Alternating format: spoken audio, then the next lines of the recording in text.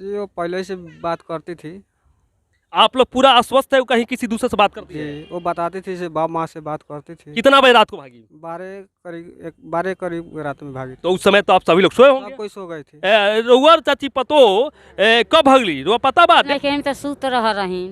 सुतला के बाद में उठ के उ चल गेल, कब सुत गल कब ना।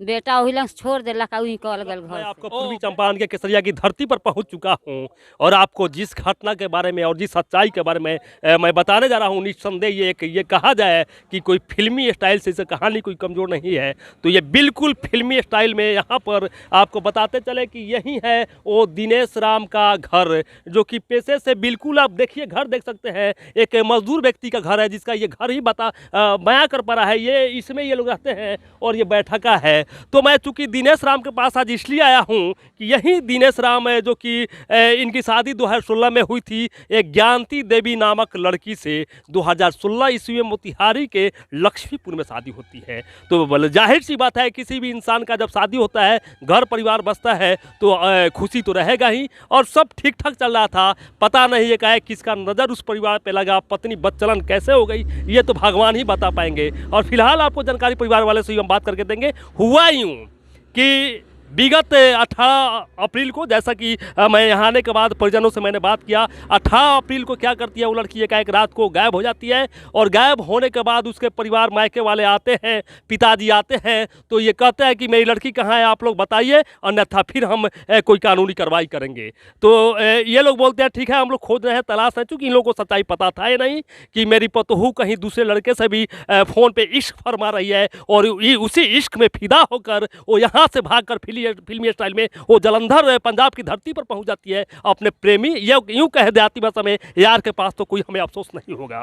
तो जब वहाँ जाती है तो फिर उसके अगले दिन लड़की के पिताजी आते हैं, फिर प्रेशर देते हैं, लेकिन कोई हल नहीं निकलता है। दोनों पक्ष से ये कहे कि गर्मजोशी के साथ बातचीत होती है और लड़की के पिताजी चले जाते हैं पुनः अपने घर लक्ष्मीपुर। लेकिन 22 तारीख को आते हैं और केसरिया थाने में लड़की के क्या बोलते हैं पति के ऊपर, सास के ऊपर और लड़की क्या बोलते हैं उसके भसुर के ऊपर प्राथमिकी दर्ज करते हैं लड़की के पिताजी कि मेरी लड़की का हत्या करके और साक्ष्य को जलाकर छुपा दिया गया है, कोई उसका आता पता नहीं है। और चूंकि अब पता नहीं, अब कुछ लोग बोल रहे हैं माननीय एसपी साहब का फरमान था, इस जिले के पुलिस कप्तान बेशक मैं कुमार आशीष जी को स्पेशल थैंक्स देना चाहूँगा कि इतनी मजबूती के साथ कार्रवाई करते हुए, हालांकि लड़का सलाखों के पीछे है, इस परिवार को न्याय चूंकि मिल ही गया है, वो लड़की सकुशल बरामद हो गई है।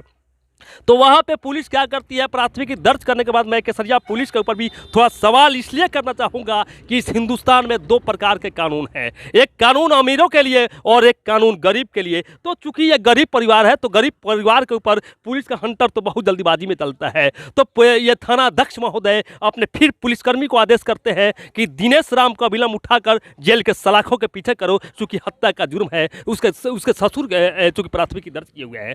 पुलिस आती है 22 तारीख को, जो दिनेश राम के क्या कीजिए बड़े भाई जो है, क्या नाम है इनका, उमेश राम को पुलिस आकर वहाँ पर उनको अरेस्ट करती है। अरेस्ट करने के बाद हाजत में डाल देती है और हाजत में फिर डालने के बाद होता यूँ है कि पुलिस का यही फरमान होता है कि आप अपने छोटे भाई दिनेश राम को बुलाओ, अगर वो यहाँ पर आता है हाजिर होता है तो मैं तुम्हें सकुशल वापस तुम्हारे घर भिजवा दूंगा। हुआ यूँ कि वो लड़का संभवतः कहीं बैंड पार्टी में बेचारा काम करता है, फिर बुलाया गया है और जैसे ही दिनेश राम 22 को वहाँ हाजिर होते हैं, पुलिस सकुशल वापस उनके क्या बोलते हैं बड़े भाई को ये कहे कि छोड़ देती है।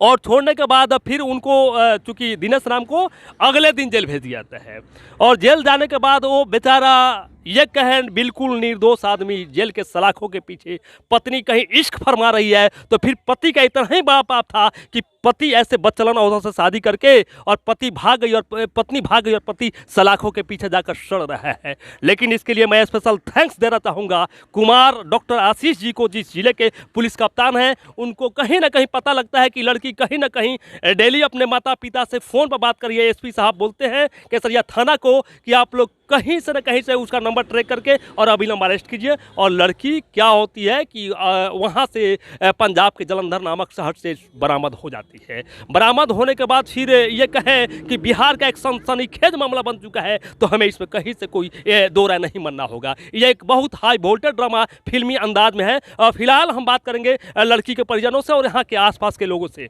चलिए, उनकी माता जी कहाँ हैं? ये लड़की के ये कहे कि भौसुर हैं, ये दिनेश राम जी के बड़े भाई हैं, ये उमेश राम जी हैं। सबसे पहले उमेश राम जी बताइए कि ये जो कहानी हुआ, तो ये कहानी कैसे हुआ? आप लोगों को क्या पता नहीं था कि आपकी भावे कहीं फ़ोन पर भी बात करती है? जी वो पहले से बात करती थी। आप लोग पूरा आश्वस्त है वो कहीं किसी दूसरे से बात करती है? जी वो बताती थी, से बाप माँ से बात करती थी।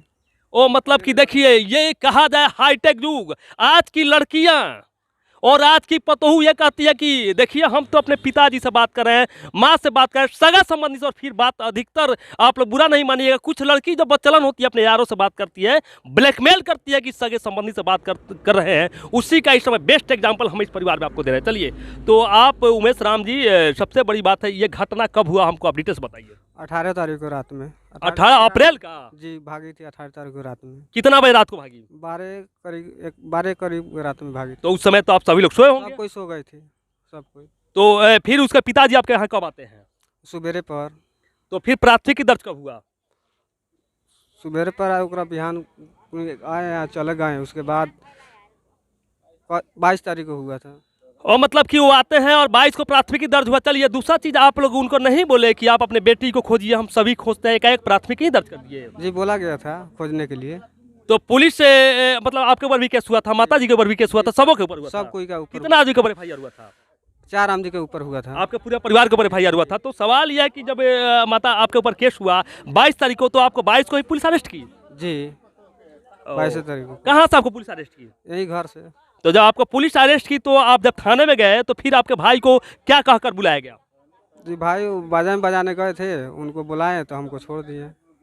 तो ये केसरिया पुलिस का भी देखिए, मैंने जैसा कि अतीत में चर्चा किया है, हिंदुस्तान में 2 कानून चलता है, एक अमीर और दूसरा गरीब के लिए। तो ये है गरीबों का कानून। ये बेचारा अमीर होते तो शायद पुलिस भी त्वरित कार्रवाई नहीं करती, पुलिस भी कहती थोड़ा यार उसको अपने सागा संबंधी का ढूंढ लेते हैं, फिर तुम लोग को अरेस्ट करेंगे। पुलिस कहीं ना कहीं इसमें ये कहे कि दोषी है, तो हमें अफसोस नहीं होगा। अब आपको बताना चाहेंगे, जैसे 2 कानून कहने का तात्पर्य है कि कुछ बड़े लोगों को पुलिस ये कहकर पैरोल पे रिलीज कर देती है कि आप घर पर जाइए, थोड़ा अपने लोगों को मिल लीजिए, देख कर चलिए। जैसे बेस्ट एग्जाम्पल सहारा के जो आपके सुब्रत राय जी है, विगत 6 सालों से पैरोल पर है, लेकिन एक आम आदमी को पैरोल और ये कहा जाए कि वो सुविधाएं नहीं दी जाती है। चलिए, हम आपसे बात करेंगे। आप कौन है सर? सर यहाँ का पड़ोसी है।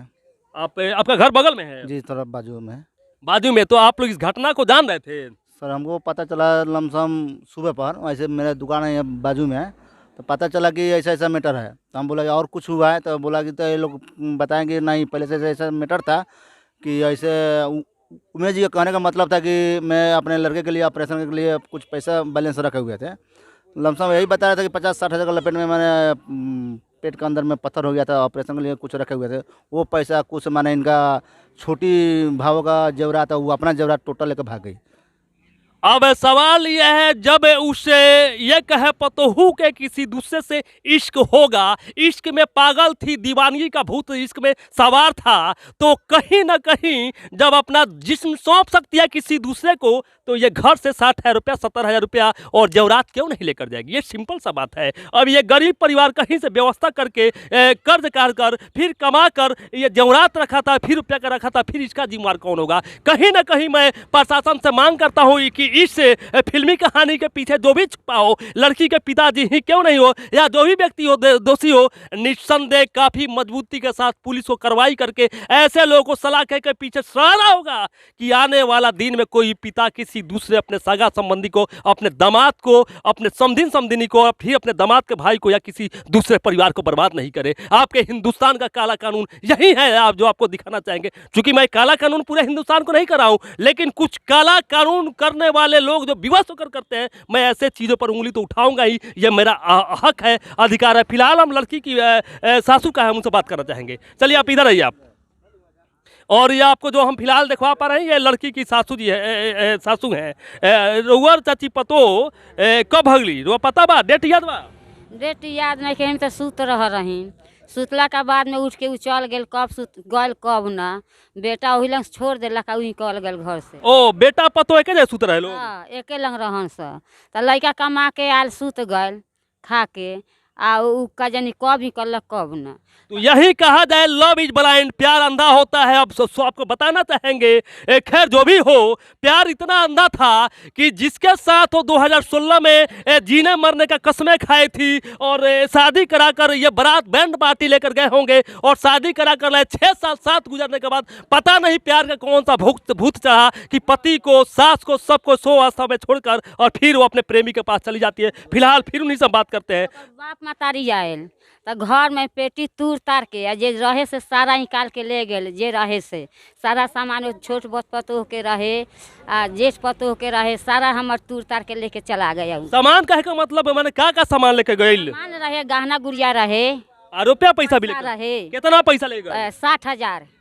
अब जैसा कि एक पड़ोसी हमारे भाई साहब बता रहे थे 60,000 रुपया। ये देखिए सास उनकी कितनी सीधा साधा है, ये गरीब परिवार है तो 1-1 रुपया अपने खून पसीने के मजबूत सिंचाई से करके इस परिवार ने रुपया इकट्ठा किया था। पोता के ऑपरेशन करावेला लेके धैले रहनी हम पैसा। मतलब ओकरा बेटा बा केकरा ना हे बउआ का पोता बा, ओकरा बाल बच्चा नहीं खे ना अभी नहीं खे तो वही पोता के ऑपरेशन करावेला पैसा लेके धैले रही काढ़ के तो वही पैसा माने सारा लोग ओकर बाप मातारी बहिन भाई सब आए रहे। इतना नाजायज पाप करने के बावजूद भी जब एक के सासू का इतना ये सुदृढ़ और मजबूत बयान आ रहा हो, कहीं से बेचारी गलत नहीं बोल पा रही है, तो आप सोच सकते हैं शायद भगवान अक्सर सीधे लोगों के साथ ही अन्याय करते हैं। उसका भी बेस्ट एग्जाम्पल है। तो आप पोता का मतलब ऑपरेशन कराने के लिए आप लोग जैसी पैसा प्रबंध किए थे, जो पैसा और गहना लेकर सब कुछ चली गई, सब लेके चल गए। बेटा जेल गल बता चाहिए वो अफसोस से ओटा में ना भयल कि बेटा हम कैसन भ्रष्ट पतों से ब्याह कैनी कि आज बेटा हमारे जेल का पीछे जाए सड़ता। तो हमनी का जाना तो रही ऐसा पतो मिली हमरा। चाची रुआ 6 साल में अनुमान ना लगल कि भ्रष्टाचारी रुआ पतो बा? तो जाना नहीं तो हमने जानी से बाप माताई से बतियाता ही हम नहीं जानली से इतना हमने कहाँ बतियाता उतना जानती तो हम करबे कर। मैं अपने चैनल के माध्यम से और लोगों को भी ये सचेत करना चाहूँगा, हो सकता है मेरे भी घर में मेरी बहन हो पत्नी हो सभी लोगों थोड़ा किसी भी परिवार की बच्चियाँ फ़ोन से बात करती है पतोहू करती है तो थोड़ा उसका जाँच भी कर लेना चाहिए। ये घटना किसी साथ भी घट सकता है। चाची बता रही है अक्सर बातें फ़ोन पर करती थी लेकिन लगता था कि मतलब सगा संबंधी से बात करिए, लेकिन आखिरकार सच्चाई तो 6 साल बाद पता चली लग गया ना कि वो कहाँ चली गई और किस परिवेश से आई थी, उस परिवेश से भागकर चली गई। और इतना भ्रष्टाचार का तो हद तब हो गया कि भागने के बावजूद भी पिताजी प्राथमिकी दर्ज करते हैं दामाद के ऊपर, पुलिस से उठवाकर सलाखों के पीछे भेजते हैं और आए दिन प्रतिदिन वो अपने माँ बाप से फ़ोन पर बात करिए। मैं प्रशासन से मांग करता हूँ ऐसे भ्रष्ट लोगों को अविलंब कड़ी से कड़ी सजा दी जाए और सजा का मौजूद अंश महिला भी बने उसके ऊपर प्राथमिकी दर्ज होने। चलिए चाची पतोह बन के घर में आई तो रखे ना रखे अब विश्वास होई ना हम रखबे ना करब के हमरा विश्वास बा कर। तो प्रशासन को भी इसमें सहयोग करना होगा, प्रशासन को भी कहीं ना कहीं प्रेशर नहीं बनाना होगा क्योंकि जब वो भाग जाती है तो कल कुछ भी कर सकती है। फिलहाल एक भाई साहब हमारे और हैं, बात करते हैं। आपका घर कहाँ यही है? अरे बगल में पड़ोस में है। पड़ोस में है। तो आप लोग घटना को जान रहे थे? घटना सुबह में जब उठे ना तो ये लोग बताए कि ऐसा ऐसा हाल है तो हम बोला कि ठीक है तो अगल बगल में बा अड़ोसी पड़ोसी बा रिश्तेदार में खबर लीजिए। हाँ छुपा के माने बात को आउट मत करिए। बाकी आस्ते आस्ते 7-8-9 बजे ले बात आउट हो गई। उसका बाद में उमेश नाम जो है वो अपना उन लोग को मम्मी पापा को फ़ोन किया लो। फ़ोन करने के बाद में वो लोग आया कम से कम 12 बजे के बाद आया, पूरा टेम्पू भर के औरत मरद लोग। हम सोए हुए थे, हल्ला हुआ तो उठा तो लोग आके हम यही बोला कि तुम लोग झगड़ा झोज मत करो, आत्मा कुटुम्ब कम से कम 24 घंटा बाद 2 दिन खोज के देख लो बा कहीं गया होगा आत्मा कुटुम्ब में और कहीं भाग गए होगा तो उसको टाइम लगेगा, सच्चाई तो सामने आइए जाएगा। ताले वो लोग क्या किया कि 2 दिन 3 दिन के बाद में सुन रहे कि केस कर दिया लोग। तो ये भाई साहब बता रहे हैं प्रतिष्ठा के चलते हम लोग मामले को दबाना चाहे कि खोज लेंगे देख लेंगे, लेकिन अफसोस कि ऐसा नहीं हो पाया। फर्जीवाड़ा मुकदमे का ये परिवार शिकार हुआ और आज इसी परिवार का ये कहे कि बेटा दिनेश राम सलाखों के पीछे, हालांकि न्याय मिल जाएगा। मैं इसके लिए पूर्वी चंपारण जिला के पुलिस कप्तान डॉक्टर कुमार आशीष जी को स्पेशल थैंक्स करता हूँ। और चलिए आपका असलम।